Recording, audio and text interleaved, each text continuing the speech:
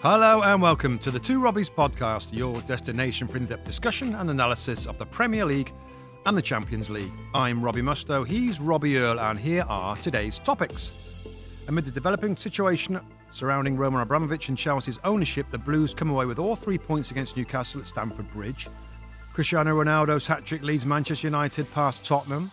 Arsenal maintain their position in fourth place with a win over Leicester. Liverpool comfortably take all 3 points at Brighton to keep the pressure on Manchester City, and key wins for Leeds, Watford and Brentford in the race for Premier League survival. All that coming up in today's episode. Okay, Rob, of course, the big story around football nowadays is the Chelsea situation, Roman Abramovich. We've chatted about it over the last few days, of course. I thought there were updates today, Rob, just based on our show today. We had David Ornstein, our Premier League insider, on, and I thought his kind of long, probably 5 or 10 minutes of letting us know what was going on in the current update was a little startling. I think we both felt the same. I think we all knew that this was obviously a very serious situation for Chelsea's kind of future prospects and whatever, and they're looking for a new owner. But the way that he put it and some of the stuff that he said had us like, wow, like this really could be a difficult time in terms of Chelsea's future, viability, sustainability. It's that serious, isn't it? Yeah, first of all, I think you'll have to pay great respect to David Ornstein, who for us is a brilliant, outstanding resource that we can call on that gets to people at the football club, can be close to things. So, great that we've got David as a resource. I mean, Rob, was taken aback. I've got to be honest. We knew that the show was coming. We knew that Chelsea were playing. We knew that we were going to maybe have a conversation. My whole thought around the football club changed on what David Ornstein said. He hit a headline, Rob, of a club in crisis, where he was talking to the point where it's not sure this club will finish the season based on how it's going, and obviously these sanctions and government restrictions and licenses and all that. But the hard facts were there's no guarantee of the club finishing the season. There's no guarantee of the club's existence. There's no guarantee that players' wages will be paid on a weekly basis. And Petr Cech spoke to our friends at Sky Sports and said the same thing. I thought this thing has taken a grave step backwards. Well, it's just the uncertainty factor has been ramped up.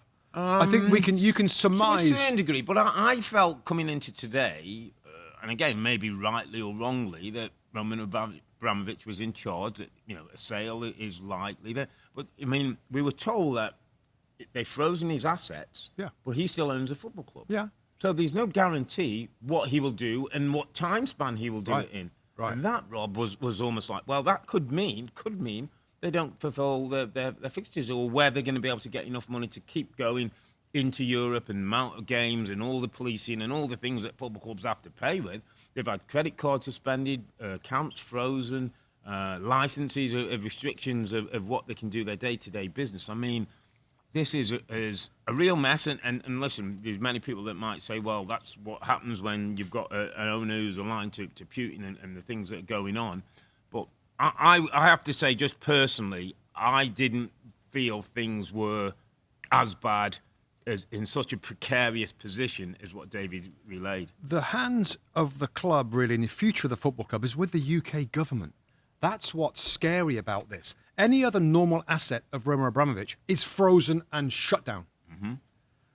Because this is Chelsea Football Club and part of the cultural importance of London or West London and the league, etc., it's been allowed to continue. But it's going to be allowed to continue at such a reduced capacity with all these restrictions on travel and everything else. And the government have absolutely within their rights to do that, Rob. The only point I made today, late in our conversation about it, I'll just preface that by saying the longer it takes for Abramovich, and we know that Abramovich right now is okay with selling, right? And that's the best thing to do. But the longer that takes, the more that it really affects the club in terms of paying the wages, running out of money, quite honestly. They can't bring anything in.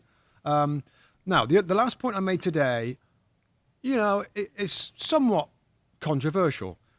I said that the government, with this license for them to play games, is in some way protecting the club, right? Yeah, to continue. Yeah. Well, or protecting the Premier League, that the games can continue and the league can finish in its normal state. I had a couple of people on social media contacted me and said, so what about Chelsea's viability? So what about the government allowing them to continue? And because I suggested that, you know what, if the government relaxes some of the ticket sales, maybe they'll be allowed to receive some money from TV money. Do things, Basically, the club is going to ask to tweak the license to enable itself to pay wages and do its commitments. Yeah, it's normal business, And people saying to me, well, really? Should they? Why shouldn't they just live as bare minimum as possible? It's not the government's job. Correct. With the situation and what Roman Abramovich has been accused of, and the government are pretty sure he's involved in this war effort in some ways with Putin, so what? Like, whatever happens to Chelsea is just by the by because of a bigger picture. I always thought that listen, there will be some who'll take that view. My other sort of point based on what we heard, what you said, the government's position is, and I heard a financier talking about the football club, and supposedly a couple of American billionaires are looking, etc., and names are being put in. I think it's Friday, isn't it? They've got a deadline that they've got to put proposals. For bids and stuff, isn't it? Bids. But my sort of takeaway based on that conversation I heard today is this could be a very, very different looking, functioning, running Chelsea than we've seen in the past. Roman Abramovich owns a football club and put £1.5 billion into the club as a loan and is not taking it back. The financial was suggesting Chelsea Football Club is an unsustainable business based on how it's run. That you can't pay the wages, you can't pay the thing if things aren't coming in. So somebody else may take ownership, may take the football club, but actually go, we can't run this business in this way because their normal outgoings are way more than their absolutely, incomings. And they've got a balance. There might be a balance up. So the $100 million signings, the big salaries, and the things may have to be addressed. And so I'm just saying, Rob, that there's so much that's happening in this situation, so fluid. From day to day, we're hearing different things. But I get the sense the Chelsea that we know, and the Chelsea that many fans have loved under the Abramovich time, might look very, very different by the time hopefully it's sold. The club can maintain its position in the league and then start to think about moving on. Well, it maintained its position in the league after today's game, Rob. They did manage to find a way past Eddie Howe's Newcastle United with a lovely, lovely goal from Kai Havertz. This first touch on the ball is so soft and silky. If anybody out there hasn't seen the goal, it's really worth watching wherever you can find it. A lovely, lovely touch on a finish from a player that I got reminded again on social media. You were harsh on Kai Havertz a few weeks ago when he wasn't really having the impact. But all of a sudden, like his goals are. I mean, what's he got? He's got 4 goals in his last 3 in the Premier League. There's other goals in other competitions. I think that he scored. All of a sudden, there's a number 9, and I'm not saying he's a finished article. But now, this is what Chelsea fans wanted to see. This is what, when we'd seen him before in the Bundesliga, we expected to start to produce. So he is part of the story of Chelsea right now on the field, Rob. We saw Lukaku later on, but Havertz, a bit of a makeshift back 4. Yeah. I mean, it's a 4 centre-backs, wasn't it? Yeah. Which didn't help their football, Rob. Chalobah because in the wide areas, you've not got that quality to start things off and play, which they knew. But again, listen, I think today, with all that's gone on in that football club, with the injuries, he had no Reece James, he had no Aspilicueta, he had no Hudson-Odoi to play as a right wing-back at times. With the back 4, Ziyech played on that right-hand side, and still, I thought played reasonably well. But with all that's gone on in that football club and who wasn't available, I think today was about 3 points, was about winning, was about concentrating on the job in hand. And you saw Thomas Tuchel's relief at the end of the game. We saw Petr Cech and Marina Graverskaya, who are running the football department at the moment, just talking as almost like to say, we've got through that, we're through another week, and we look forward to next week when we hope we're still in business and people can be paid their wages. Because just without going back to that too obviously, Rob, if the club aren't able to pay wages over any length of period, it breaks the contract. And there's players then who can, if they want to, and there's a situation where tear up the contract, they could tear up the contract. And so that, great times, and let's wait and see what happens. But it was important today to get the win. They did. we'll see what comes next. Just last thing on it, Rob. Just Thomas Tuchel again. The way that he spoke about this is remarkable. His last kind of comments about the next game in Lille was he said, "Well, we've got a plane.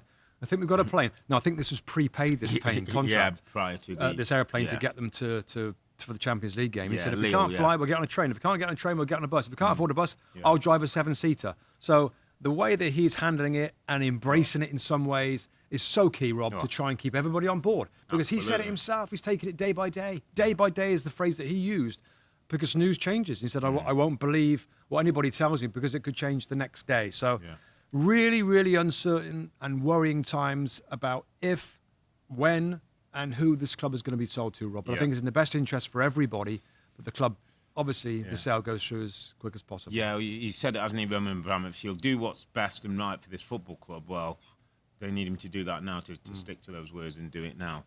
Let's talk about a team with a man who does his best, he will say each week, came up with some criticism, and probably answered the criticism in the best way possible. We talk about Manchester United, but in some respects you have to talk about Cristiano Ronaldo. What he gave to the team, the performance that he did, the answering the critics, and possibly keeping Manchester United in the top 4 race. Yeah.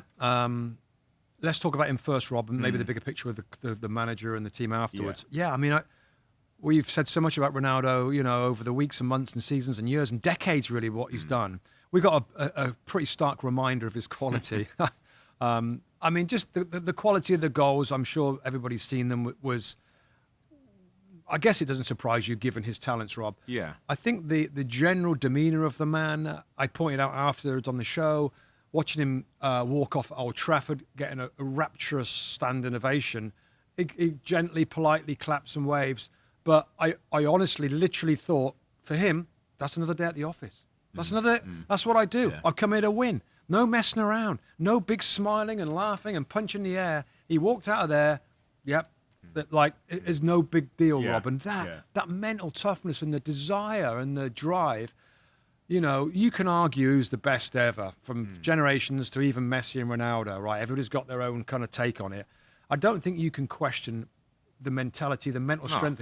I mean, I don't know anybody who, after the success and the goal production, everything else at various clubs and trophies, can still... 37 years of age, by the way.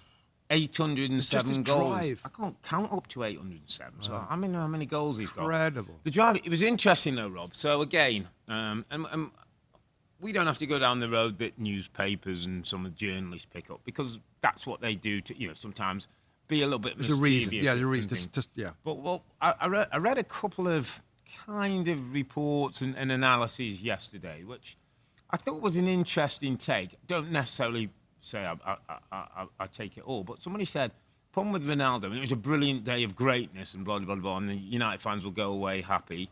It had not a great performance, which is true, but they also said the problem with Ronaldo is he's the solution and he's the problem. And he's the solution because what he does and how he does it and how he drives himself and his mentality and that. And the problem is, there's some that aren't at that level. So the frustrations that come out of him, so the things that the people saying, he's got a face, is his standards are that high. And because of that, United are a bit patchwork.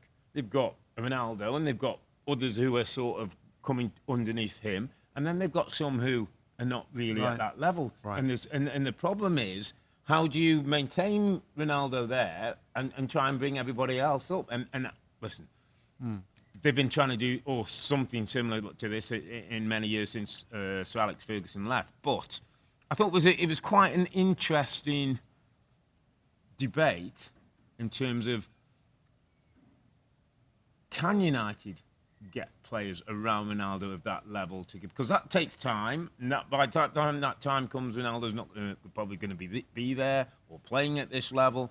And do we have to just put up with? At times he will be upset because his standards are so high, but let's get the best out of him like they did yesterday with the 3 goals.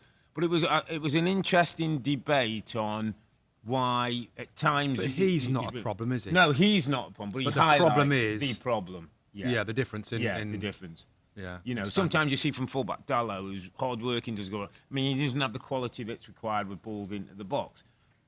You know, I talk about Fred actually, who I thought was outstanding. He had a great game. Outstanding game. But in high-profile games against a Man City or somebody, are those players going to be at the high enough level to keep you up there? So he looks back as well, Robert. Some of the centre backs and defenders, and Varane was back, and there's no problem with him. He's a quality player. Harry Maguire, an own goal again this time, and he's had a difficult season. Harry Maguire, Lindelof is. I'm just not sure he's back to your point about the difference in level here with somebody like a Ronaldo. So, that's an ongoing problem, an ongoing issue that I think the club didn't expect to have, given the amount of money, Rob, they've spent over recent seasons. And, some of them regard as being successful. Wan-Bissaka's not on the side now, pretty much. Jadon Sancho, Rob, as we're just swinging on to other players in the team, I think that's becoming a good story. And maybe relief in some ways with the recruitment department of Man United, given some of the other players. That he's starting to look comfy, mate. He's starting to take people on and offer a threat. And maybe were we a little bit, or not so just us, but were people a little bit quick to jump on that? He's a young man. Yes, he's played at Dortmund, but you're going to Manchester United. The standards are high. It's a different maybe position. It's a different way of playing. Are we a little bit? No, I don't think.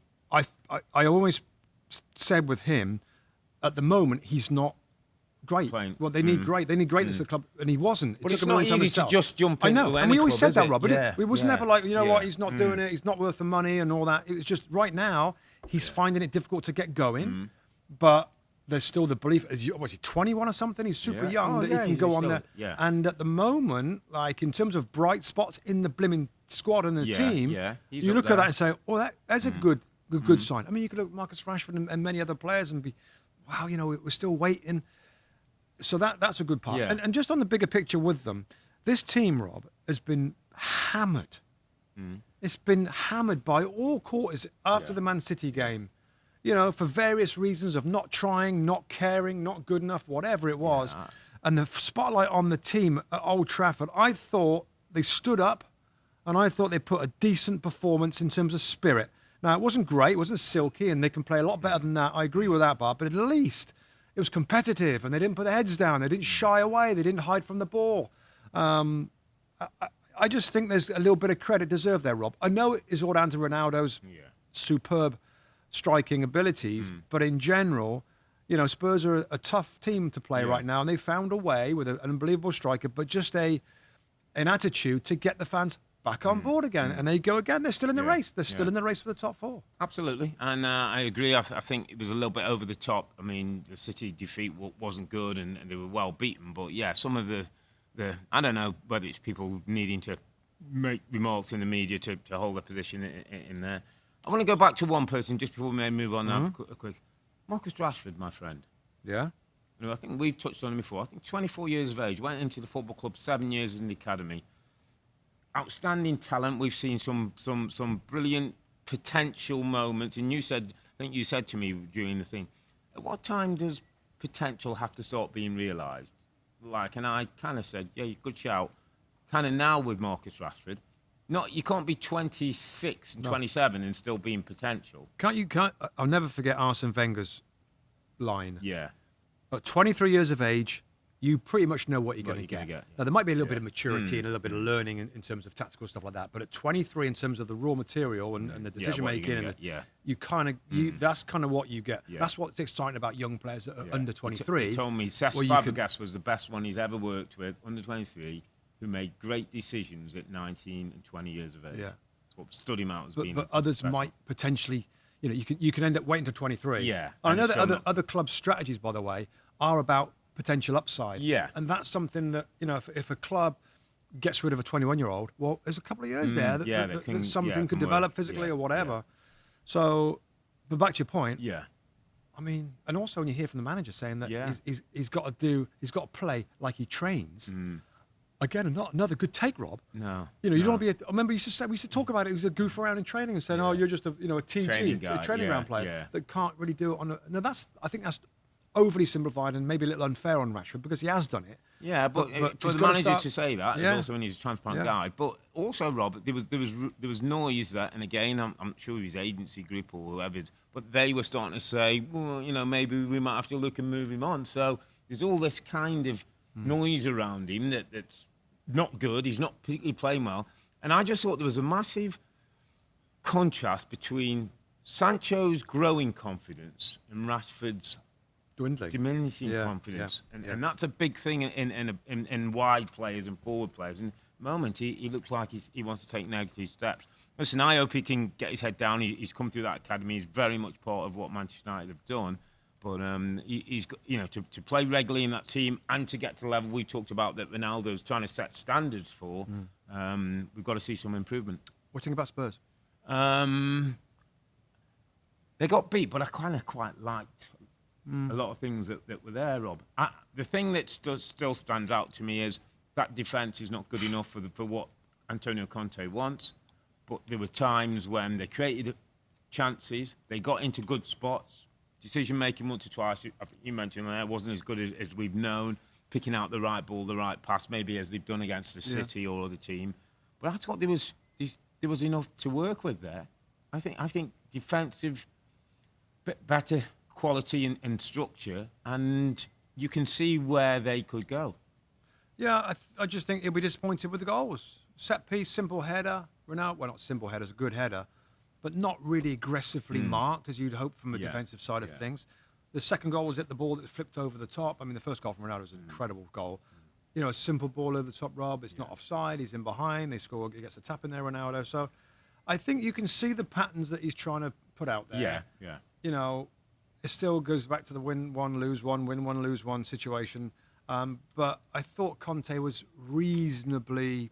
Well, he wasn't raging mad afterwards. Yeah, he was pretty level, and sometimes you've got to tip your hat. You've got to say, well, Ronaldo as a special player that turned up and scores 3 goals, it's hard to win games. So, still a work in progress, of course. The cliche for Spurs right now with their manager. I think Rodrigo Bentancur, Rob, looks a player. Still got to speed up his play a little bit in certain situations. Kulusevski, we've talked about many times. Underappreciated, I think I gave him last time, with what he can do as well. So, no, it was a tough loss for them, but I still think there's decent signs that he's... I just think defensive, in terms of individuals, Rob, defenders would be an area where I think the... was it Paratici, the sporting director, we'll be looking at for the summer window. To play in a Conte team that's successful, you've got to have that defence. You've got to have that comfort of defence, and not quite there yet. Let's go to the other North London club, to Arsenal. They were at home at the Emirates to a Leicester City team that looked like the league isn't going to be priority, maybe the Europa Conference League. But it's a Leicester team that had won back-to-back games, so came with a threat. It was a bit of a test for Arsenal because having started the weekend in 4th, I think West Ham had won and Man United won, so they dropped down to 6th. So it was a matter of yes, they've got the games in hand, but are they going to be able to win those and get themselves back up there? And I think the answer, reasonably resoundingly, was yes. I think we both are starting to enjoy Arsenal. I think Arsenal fans, hopefully, who are listening, and obviously the guys and girls we speak to on social media, sometimes think we're a bit harsh on Arsenal over the years, and it hasn't been happening. And I don't think we've ever, well, personally, I'll speak for myself rather than both of us. I've never been over harsh on Arsenal. It's just that I hold Arsenal in such high regard in terms of a football club, the way they've done their business, the way they play football. I've loved the Arsene Wenger years and used to, go on record as saying I used to pay to go into that ground to watch some of his teams play. But that's the reason why, I had higher standards for Arsenal. And it seems to me, and it's not even a full season yet, but Mikel Arteta is starting to make the right moves and waves with a group of players who look committed to him and look like they're enjoying their work. I've only ever talked about what I see. I couldn't care who's at top or the bottom. And the criticism of Arsenal was just. They were going through bad times and different managed situations, and different guys came in. And when we saw a game where they're all over the place and there's massive spaces in midfield and Emery at times, you say it as you see it. Whatever. Right now, what I see is exciting. It's exciting, front foot, attacking, fast, proactive football. No fiddling around trying to play out the. Remember that period of time where they kept trying to roll the ball out and trying to grind away to play through. Arteta's got away from that very, very quickly, Rob. Where I watched the game today, I sat back and I thought, and when I watch Arsenal in possession, they're always attacking. They're always in the opponent's half. There's no fiddling around in midfield trying to find a way through. It's quick, Move the ball forward. Having fullbacks run forward. Get it into those front players. They do this clever little diamond in possession where Lacazette drops in deep to be a nuisance. The midfield players split. They get on the front foot. There was sparkling football at times. Sparkling football. Yeah. And I think, when you look back at the Arsenal and the Arsene Wenger days, I mean, that's what they were known for. The sparkling football, the one-touch football, the combinations. And it's not going to be fully back yet, but there was periods today. And I'll go back to the fans there. They have had to endure some difficult times, been ridiculed, Rob, through different situations and players being sold and different managers coming in and the football and everything else. So I'm pleased for the Arsenal fans now that they've got something genuinely to be excited about. The young talent they've got, the ability of Odegaard and Saka and Martinelli and Smith Rowe off the bench. And I mean, there's others, the defending players are looking better as well. I think that's an area that they still could maybe get a little bit more secure defensively. Yeah. But as we see it right now, everything to be excited about. Yeah. Another good performance, 2-0. Thomas Partey starting to show us his dominance, Rob. His more responsibility now. Yeah, we saw it at Atletico Madrid. Really good ahead at the near post. Alexander Lacazette gets the penalty.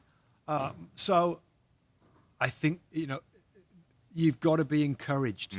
And Leicester City maybe didn't have a ton of hunger today. I'd criticise them for, but still tricky. Yeah. Arsenal, Arteta, front foot, and if they keep the pedal down like this, and maybe some people out there will say, well, do I trust Arsenal to keep this up to finish in the top 4? I get that, but on the balance of evidence we've seen now that was like 9 wins out of 11 in the Premier League. Yeah. I mean, and unless there's a sharp drop off, I mean, they are in pole position, and it's theirs to lose. The top 4 spot now is theirs to lose. 51 points, 1 ahead of United, 3 ahead of West Ham, and they've got 3 games in hand, one of which is Liverpool. Oh, amazing. On Wednesday. So that's going to be interesting. 2 teams. Liverpool are flying and obviously putting pressure on City. A great test for both teams. It is a good test. Great test for both teams. Yeah, to measure up where they are. So we'll jump on the podcast after that. Maybe quick line on Leicester, Rob. What do you want to add of Leicester? A lot of players missing today. Indeed, Tielemans rested on the bench. Yeah, I mean, Europa Conference League now, isn't it? Because they're 2-0 up against Rennes. They've got the second leg to play week, so and they win that. That's Europa League football, direct Europa League qualification. So which obviously it looks like the eggs are going in that basket. It was interesting though, wasn't it? Not that long ago, with Brendan Rodgers was saying Europa Conference League. I don't really know what that is. You kind of remember it now, Brendan. You need to know what it is now. Needed it now, and another great day. And by the way, just let me say, one of the saves of the season. Yeah, pretty good. In that game, by the way. Yeah. Aaron Ramsdale, who will never win it and thingy, but should be talked of as one of the players of the season, by the way. Well, was it you saying today in the studio that could be the England number one for the World Cup? I think, yeah. I mean, that sort of form. And a quick, Edu, well done. Well done, Edu. Some of the signings have come in. Yeah. I mean, it's so critical, the players you bring in. So another good example of that. So, good stuff from Arsenal. London Stadium. West Ham United v Aston Villa. There were so many storylines across all the games today, mate. It was one of the days, wasn't it? Like in the studio. And that 10 o'clock window this morning. 10 o'clock window, stuff going everywhere. Well, West Ham United, obviously outsiders probably to win a top 4 spot, but going well in the league still in the Europa League competition against Sevilla coming up. Got themselves a 2-1 win against Aston Villa. Yep. Great to see David Moyes and his team get another 3 points to keep them in there. Obviously, Steven Gerrard and Aston Villa be a little bit disappointed. I think we have to go sort of straight to the story of the game, Robin. It was Ukrainian Andriy Yarmolenko coming on as a sub in the second half and scoring a goal, which I'll speak for myself rather than you. I've got to be honest, tears came into my eyes, mate. Yeah, it was emotional, wasn't it? It was a bit emotional. I mean, maybe just explain who and what Yarmolenko is to Ukrainian football. Well, he's an icon, isn't he? Might not know that. He's a Ukrainian icon of football, a guy that got to the very best in European competition, a supremely talented, wide player that can score goals. Over 100 caps for Ukraine. One of those guys that is a poster boy for Ukraine football. Yeah. Had to take 4 games away to get his head right, to catch up with family. I can't imagine what's been going on in his life the last 4 weeks. And I quite honestly, Rob, I was a little surprised that that he came on. Like, I guess he's ready. Yeah. Obviously, he was ready, and David Moyes has decided to keep him involved. But coming onto the field of play was emotional in itself for the ovation that he got. And then I think it was like 17 minutes later on, he takes a touch. He scores with that beautiful left foot and drops to his knees and points to the sky and puts his hands over his face. I mean, sometimes the pictures in our sport tell you everything. There's times we don't have to say anything over those words. We just let them play. And you could see his teammates, what it meant to them, his manager, and the fans. And to be honest, Ron, it was almost fans from both sides. Yeah. There was Aston Villa fans. Yeah. I mean, why wouldn't they? I mean, he was interviewed afterwards, Rob. Of course, West Ham went on to win the game 2-1. Villa got a late goal, but not enough to try and go back into the match. Yeah. Interviewed again, tough, an incredibly difficult interview for him to do, somewhat tough to watch as well. Yeah. And he couldn't express what he felt, Rob. He didn't have the words to say what it meant. And what I thought the nicest thing from him, he thanked everybody else. Yeah. He thanked the fans today. He thanked his football club. He thanked his teammates and his manager. Yeah. He thanked, people from the British footballing, of support they've shown towards his country, Ukraine. Yeah. So it was a real special moment, Rob. And it's a day today of so many moments of drama and excitement and celebration. But that's only one moment that stands out today. Is that. And him dropping to his knees was a special moment, and something that I think we're all going to remember in incredibly difficult times. Yeah, our thoughts to him and to everybody out in Ukraine at the moment. It was like a special moment. Hopefully will be played a few times and a little reminder of what's going on in other parts of the world. Let's go down to Amex Stadium.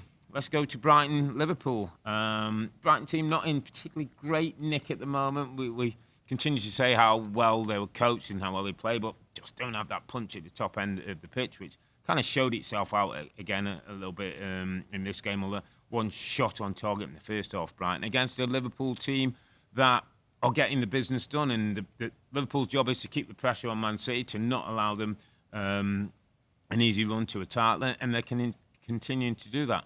Luis Diaz with a really brave header, a player who's just totally settling into what Liverpool are all about. And a penalty from Mo Salah to give him 20 Premier League goals for the season. I think it's the fourth time already now he's done that.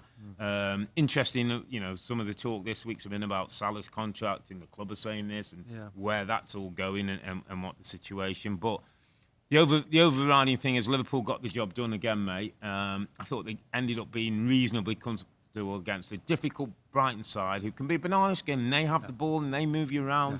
If you're not well set up, they can create chances. But I thought Liverpool were super professional, got the job done, and had better forwards who are going to take chances. I think Jurgen Klopp remembered the first game, the reverse fixture, where they were 2-0 up and Brighton came back and got back to 2-2. They dropped points there. I watched his press conference the day before the game. Yeah. We watched it before the game, Rob, on the day of the match. And I was struck by his concern, really, Rob. Yeah. Talked about being compact. We've got to work really, really hard. Brighton can make it very difficult. They pass the ball very well. He said it on the day of the game. And we saw him on the sideline, Rob, and we picked out some video of him. Yeah, I was just fired up. Growling at his teammate. Yeah. Whoever it was, Mo Salah hammered Mo Salah for not crossing the one time. As if, like you just said it, they are going to push Man City. They want to have no regrets, and Klopp knows all this. Yeah. And I just think the way he's driving his team forward right now and saying the right things, and maybe a lot of it is automatic, Rob, when you're in a team like that playing so well, the momentum and everything else. But you still need your manager to flip and smack you on the backside and make sure you do it. Of course, Luis Diaz coming into the club. I'm not sure we've seen a player settle into any team in the Premier League as well as he's settled in. How brave was he, by the way? Because he did a lovely analysis, broke it down, where he's looked up, had a look, seen the guy. On his way out, full force. He's thinking the ball. And by the way, I've seen many forwards who would have put the brakes on and not quite have gone there. There was one thing on his mind, Rob, to head it into the net and then take whatever was coming. Yeah. I mean, Robert Sanchez wiped him out. It's like a double clothesline with his arm and his leg. Could have easily been a red card. Could have been a red. Should have been a red, probably.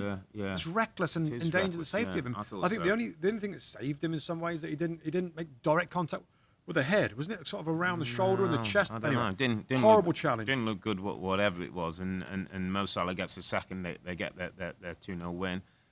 Mr. Mustoe, I'm going to go to my underappreciated player of the week. Now, it might sound a bit funny because this player has actually just won the Premier League Player of the Month for February. But I'm just saying maybe people are just starting to appreciate the quality, value of Joel Matip. Now, Van Dijk's the man, the guy. Big Van Dijk's there, everything's happy. But Joel Matip is sneaky good, sneaky smart centre-back next to him. Played the ball in for Diaz. It's better football than you think. Came on a free transfer from Schalke in 2016. A free transfer. Just think about that. This guy doesn't get the headlines, drops in when he needs to, plays a game.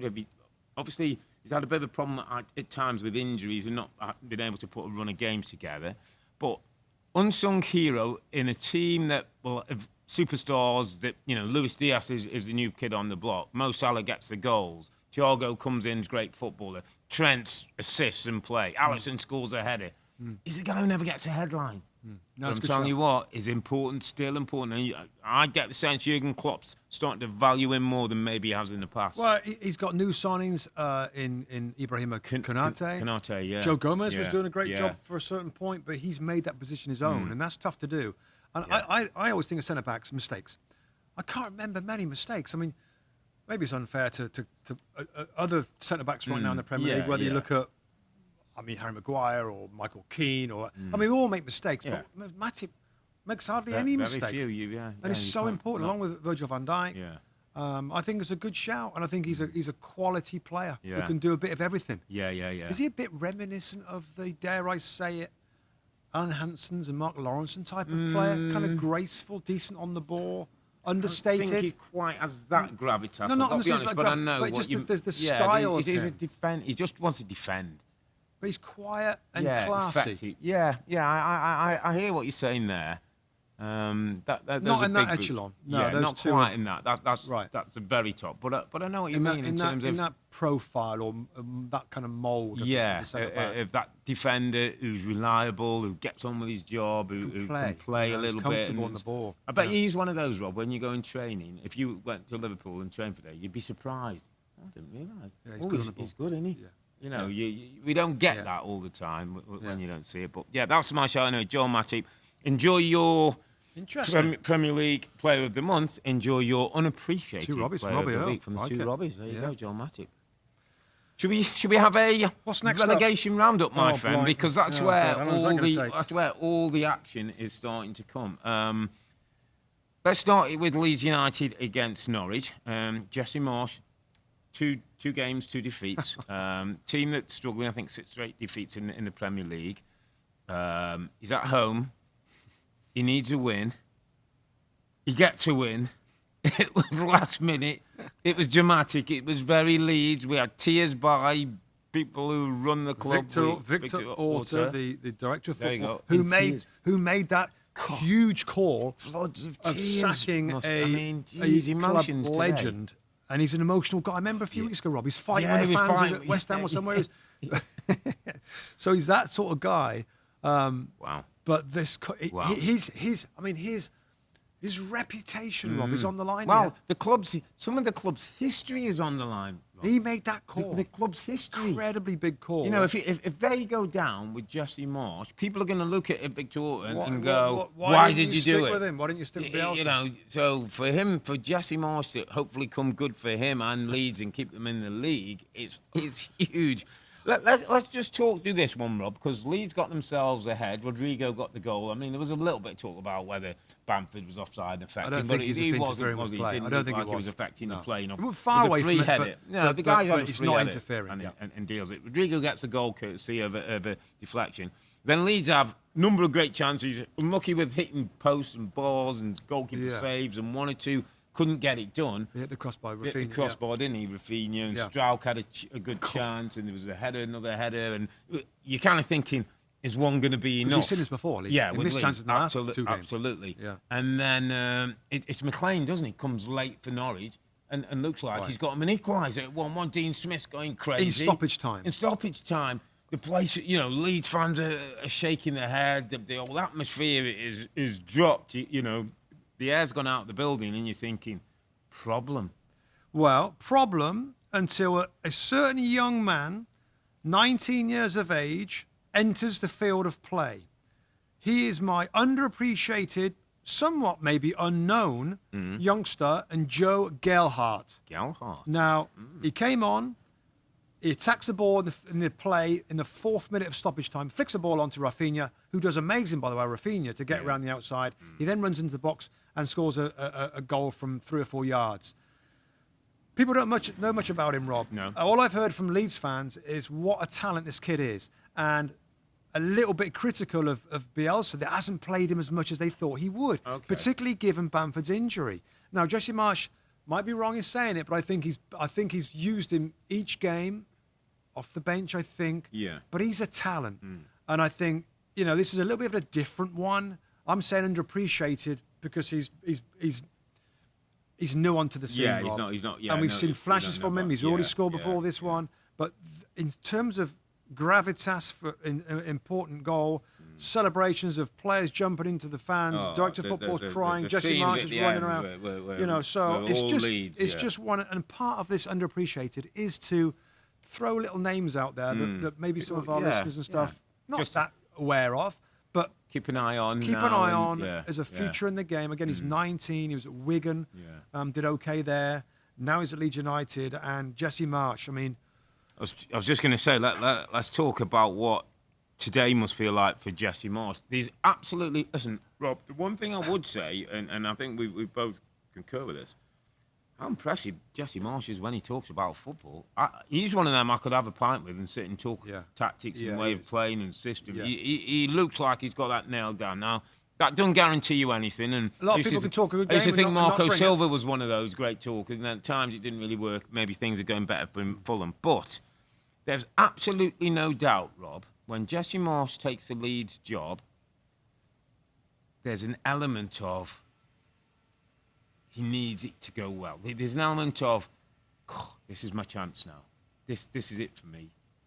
Yeah, right. He's got it for his career. His career, yeah. Everybody's looking at him. Everybody's sort of will form opinions. Some good after what we've seen today. Some maybe not so good after a couple of performances before. But he kind of needs this to happen to build his reputation, to get to a position where he's a Premier League manager now. Well, you can. I threw a headline at it, Rob, when he first got the job. 12 games to make or break his top-flight managerial career. Yeah. Is that too much is it hyperbolic to say that? Well, if he took Leeds United down, Rob, in 12 games, when is he going to get another failed? If you take a Bielsa out, who's a legend and hero, yes, they weren't winning, but you and take they weren't him in the out. relegation zone. They weren't. They were in a position of safety when he was manager. And he comes into the job and takes you down. He's failed, and the fans might not forgive you because they would have said, did A, rather go down with Bielsa, or B, more likely, we wouldn't have gone down if Bielsa was here. We'd never know what that is because he's not there. So it's all on him, Rob, as much as he comes across very cool and very smart, and it's all on him. And today, in the scenes and the manner of the victory is immense for this man. Immense. I always say they're 3 points plus. We used to have a couple of those days in good old Wimbledon days where we were holding somebody, one of the big, and you nick a goal, mate. And the dressing room and the coach home and the training for 3 days and everything in the football club lifts. That's what today was for Leeds. And he reacted, I thought, of course, his first press conference, talked a great game, came across really well, and then you had the losses. And I thought the last one was a hard one to take at home. But he was pretty honest about it. I think that's the way he's going to be. I won't sleep tonight. We've got to do better. I've got to be honest, I won't sleep, So, I mean, they weren't winning many games, Leeds United. They just won a game. So the fans will be absolutely all over the team again, behind the manager. We can't underestimate how big that win was today. No. And the nature of it, with the sub coming on and scoring in the 94th minute, I think it is just a sign of, we have Paul Burmeister, Rob, that we've been working in the studio with this weekend. And I think it's such a whirlwind for Paul, who hasn't seen a lot of the Premier League he's so busy with so many other sports and stuff here. Yeah. I think he's like, what is this craziness that's going on? I mean, because in all angles and all the games today at 10 o'clock, there was brilliant stories and drama and goals, and so it was. I just thought that 10 o'clock window today was full of and that win, Rob, just from Leeds, at 26 points. Yeah. just gives them a little bit of breathing room down there. They go away at Wolves on Friday. It's a Friday game I'm working on, so we'll see what the reaction is. Or do they get back down to earth? Can Jesse Marsch get them going? From Norwich point of view, your mate Smudger, Dean Smith, I mean, at 1-1, you're thinking that's a great result. All of a sudden, it keeps everybody back in the things. And then it seems the way with them, it goes away from them in the end. I think they're one result from 2 or 3 teams to whacking in a big gap at the bottom. Yeah. You go mathematically when you look at it. Yeah. They're that many points from safety. What is it? 5 points from. You got the table there. I haven't got the table. Yeah. They got 17. 22 is Everton. Everton and Leeds are 26 now. Right. So those 22. Is there 2 on 22? 2 on 2. Everton There's Watford and Everton. Watford and Everton on 22. So once Burnley they win a game, then that gap shoots up to 8 points or something. Yeah. So one of those wins a game. They're a random result away from they can't get out of it, which is no one thinks they're going to get out of it anyway. Yeah. But no, he'll be maybe not already, but it's next season for Dean Smith. He's not losing his job. He's going to stay at the football club. Craig Shakespeare is his new assistant manager, and they're going to attack it again. They're going to rebuild again. They're going to go again in the Championship again. Maybe I'm sorry if this is a little premature on this, and maybe they can produce a miracle late on. I think really highly unlikely. Yeah. But I think Dean Smith, my mate, he's going to be getting ready to attack the Championship next season. He's done it before. He's got promoted before with Villa, so he knows what he's doing. Yeah, tough day for Dean Smith, especially in the manner that Leeds get there. But it was all about Gelhardt and Leeds and that 3 point for Jesse Marsch. Let's talk, I think, about one of the stories of the season. In a day of drama, Rob, and there was only 1 goal in this game, Everton's defeat at home to Wolves is as big a headline as you can have. Frank Lampard going into the job without any relegation experience, and he said that's not a big thing, and with a group of players who I think we all would look on paper and say they should get out of trouble, they shouldn't be where they are. Lose 1-0 to Everton. Conor Cody, the Wolves captain, scores. Interesting enough, Conor Cody was a Liverpool Academy player, maybe why he celebrated it even extra hard against an Everton team. John Joe Kenny, Robbie Mustoe, in 3 minutes makes 2 rash challenges that gets a yellow card. Now, whether that's bad play, poor decision-making, etc., what it will do from people and outsiders, and we've talked about the media and these people's jobs who are, look at Everton, and they've lost control and down to 10 men. That will be the headline, whether it's the right thing or not. Frank Lampard has got it all on to reverse the trend at this football club. They are only out of the bottom 3 by goal difference. They've got some games to play. Okay, of course, that's in some ways going for them. The worry is that the pressure and the obvious lack of confidence is really affecting the team. Defensively, nervous, mistakes, Good vulnerable. Players without confidence look very average. Yeah, and it's really difficult for me and you to even contemplate this. Everton, what? Like the last part of the season, they're right in the relegation. Wow, like I have no idea. Even how the fans feel about it. It's just new to them, new to the manager. Frank Lampard, Rob, was the popular choice at the time. Rafa Benitez, get him out of the club, and maybe he's got a big part. Obviously, he's got a big part of this, Rob. But there's some of those deals that were done or not done, and players. I know they had some financial fair play issues, but the Luca Digne story and everything else. I mean, they made the change. They didn't want Victor. Was it Pereira? They didn't want him. They wanted Frank Lampard. New ideas, new energy. Well, it ain't working out. And Frank Lampard right now is not doing it. He's not getting the job done. I still worry about his. Remember I said to you at the time, Rob, I wanna like this appointment. I'm not sure whether Frank's ready. He's inexperienced. Was he coached like 2.5 seasons? Max. Yeah, one at Derby, one at City. Well, one at Chelsea. Yeah, 1.5 at Chelsea, at the Derby. And Derby, so you've said it. They've got to find a way to pull together and get some results. Is it Thursday they're playing Newcastle United? Newcastle United. I mean, like humongous game.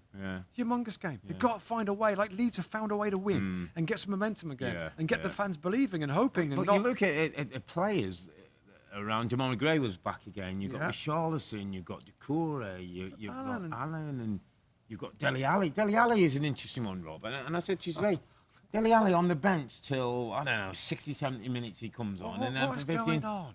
Why would you... Dele Alli should be one of the players who's leading you back into winning games, scoring goals, making goals. Something's wrong with Dele Alli. If a manager sees him week in, week out, Rob, and still doesn't start him in his starting 11, there's a reason for that. Donny van de Beek as well, Rob. Those two signings, Dele and Donny, were on paper or whatever. Oh, that's kind of good. Yeah, so you can go one side of the coin is, wow, these players are really talented players. We kind of know that from the past. They're good signings. The other side of it is, well, hang on a minute. They haven't done anything. So why should you rely? They might not be the kind of players you need right now. You might need a fighter and a scrapper. And we're not seeing it. I mean, Dele Alli can't get into this team. We had a quick chat, like, we have no idea what's going on with this guy. We just don't. I mean, if he can't play in a team that's struggling in the Premier League, or doesn't, unless it's something we don't know about, illness or something mentally, I don't know. But we know that they're in a scrap, and they've got a relatively inexperienced manager to help them the way through it. But they've got some good players, and the Everton fans have got to believe that with the games in hand that they've got, will be enough. I mean, for our point of view, total neutrals, it's going to be a fascinating scrap at the end of the massive bottom. story. And it's a massive story with a club that's, I think, it's such a good club. And I'm going to chuck it out there as well. And I think I mentioned to you in the thing. I'm going to try and see if we can get Roger Bennett on a podcast with us. Well, yeah. And see, just because listen, if anyone he knows loves can talk about that club and what it is. So if you're listening, Roger, we'll get ready for an email coming in the next couple of days. See if you can get you on the Two Robbies podcast and tell us what is going on at Everton and what the fans proper good chat about where Everton are. Let's move it on to St Mary's. Southampton had a bit of up and down form against Roy Hodgson's Watford.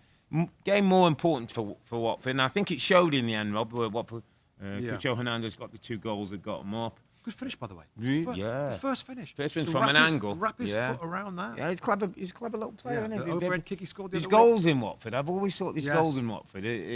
Saw and Dennis, who you've appreciated it over the time, and Hernandez. The hardest thing to do is score. They've got people. It's the other side of the game. But which Roy Hodgson is better at. That's his thing, wasn't it? Which if you can marry those two together, it not a bad appointment when you sort of think of attacking flair, natural. They've got that, but just somebody coming in defensively organise them a little bit. They haven't scored many goals until recently, so maybe they found something. And you know what's interesting? Just as you said that, and you just slipped my thought. I just thought he's everything that Frank's not got, isn't he? The experience, been in years, the rigour. Understands the experience of just it's not very exciting. Frank's kind of exciting. He's new and modern. And Roy's a bit old and I'm not going to say outdated, but just different in his approach. I mean, you can get him out of it. Watford is one of those teams that we all, I don't know, a little bit, maybe a little bit flippantly thought they're gonna struggle to stay on the same points as Everton. Everton have got 3 games in hand, but the way you're playing, you wouldn't necessarily say that's any number of points. So, well done for Watford and Roy Hodgson, keeping things tight and alive down there at the bottom of the table. All right. We're going to end with your mate. Sean Dyche. I'm going to say nothing and let you take this conversation. Brentford 2, Burnley 0. Again, another super important game this weekend in terms of relegation. Ivan Toney, Christian Eriksen. What a beautiful ball. I mean, you could sit and watch that ball for hours and not get tired of it. The control, the technique and the slow motion is in my brain right now. It's just and he's not. He's right-footed, and the ability and the feel on that left-footed cross was magnificent. Okay. The Ginger Mourinho. Let's get to Sean. In Sean, we still kind of trust. Oh, don't give me kind of. In Sean, we're still trusting, right? Okay, bear with me. We've 21 points. They're 1 point behind Watford, 1 point behind Everton, with 1 game more played than Everton. So 2 games on Watford, 2 games on Leeds. Yes, I would get the argument. I'm sure you're going to say, well, the 2 games and they're not scoring goals. But, and I think you attached to this, and it was interesting. Like, there's a consistency about the man, his method, and his message that I believe in. Now, they very could go down, and I'm not saying they're not, but I'm believing in the message.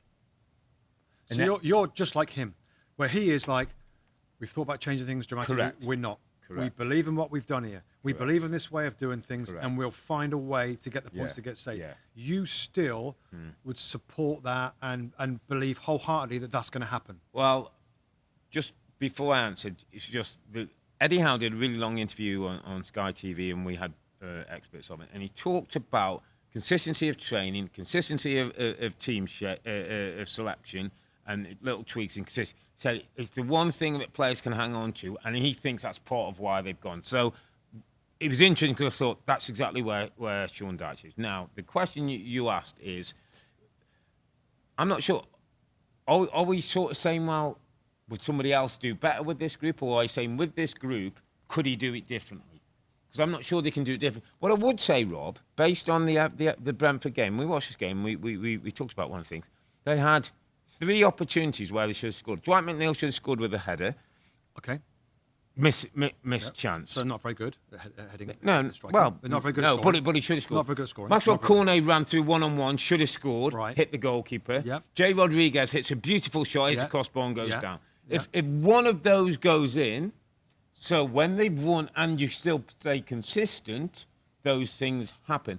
How many times do you see a Burnley team that concede goals from set pieces like Leicester, that give up goals like Leeds were thrown away? Like none. So I've got the defence and my midfield in a reasonable place. I've got no striker. Yes, sir. Your hand is raised.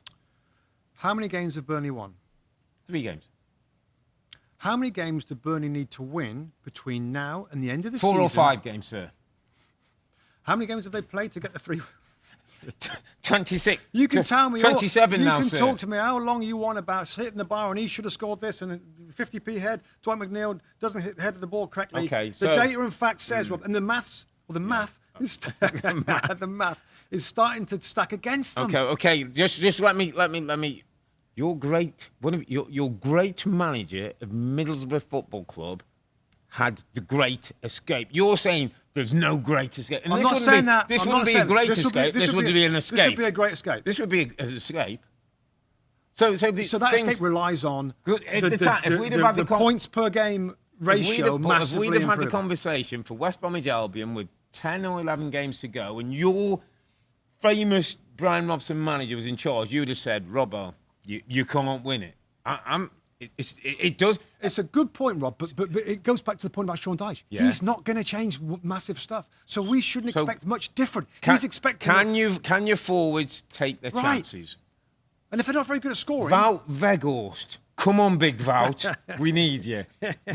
Here's straight away Maxwell Cornet. Get him on the left-hand side. If you look where all his goals came from early on, he was playing left-hand side. The first win of the season for Burnley was Brentford at home, and they won 3-1, and Chris Wood and Maxwell Cornet scored. Maxwell Cornet was playing wide left. Don't mind it. Cornet wide left. Correct. Scorer. You put either Jay Rodriguez or Ashley Barnes with big Wout. Ashley Barnes, because I want him. And you play, by the way, for another potential of goals, Dwight McNeil on the right side because he's good with his left foot, Rob. But that's another potential avenue. Listen, bear with me. How many times have we seen players come inside and bend it or score? Yeah, he's got a beauty against Everton. What he did, didn't he? Yeah. From coming in on that left foot, why not use that as a... I'm sure the theory is Dwight's great with his left foot, crossing balls in from there. Thank for our big strikers. Yeah. All right, but do Cornet on that side. Yeah, I'm okay with it. I'm okay with it. Dwight coming on his left. It's just another potential of scoring. I'm going to give Sean a call this week. Yeah. Burnley need that. Well, this is it. This is the whole two Robbies. It's all on this. It's all on this. If Burnley stay in the division and he finds a way to win those 4 or 5 games, then Earle is Robbie 1 for the season. Yeah, but never again can you doubt the Ginger Marine. If he pulls this off, it's done. They're never going to go down if he pulls it off. What a weekend. Lots of drama, headlines all over the league. It's tight at the top, it's frantic for fourth, it's disturbing at the end of the drop zone, and that's the likes of Everton just out on goal difference. We'll be back on Thursday, March the 17th, when we'll look back at the Premier League games from the midweek and a big Champions League week with Manchester United and Chelsea in action. United taking on Atletico Madrid. At 1-1, the game's still very much in the balance. But for now, I'm Earle, he's Mustoe, together with the two Robbies in Sean Dyche we trust. Thanks for watching and listening. Be safe, be healthy. It's a good night from me. And it's good night from him. Good night.